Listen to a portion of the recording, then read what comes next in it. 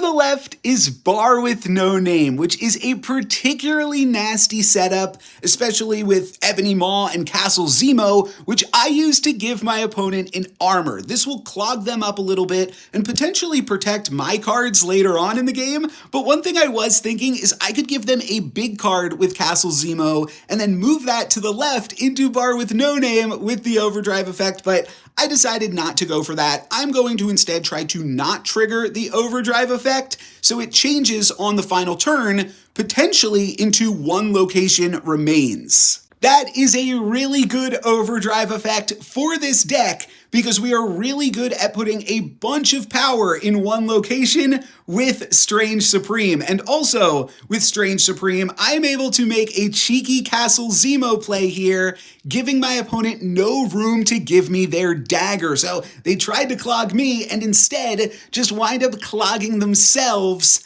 out of Castle Zemo, which will be the one location that remains. My opponent was not really incentivized to play charged cards that game, so I just didn't either.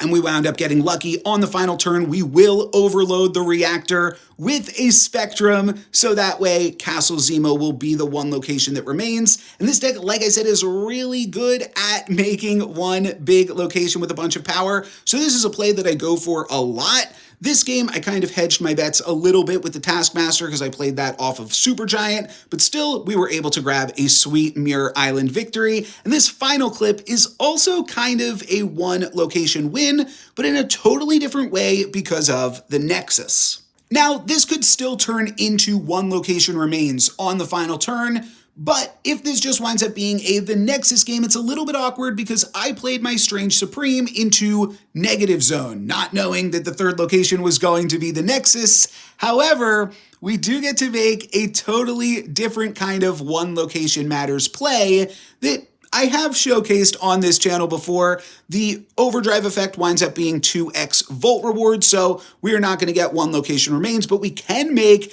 negative zone the only location that matters by playing Legion onto the Nexus. And if you have not seen this interaction before, it is super sweet. It basically just means that whoever is winning at the first location will wind up winning the game as that power is passed into the other two locations multiple times and they pass back and forth to each other.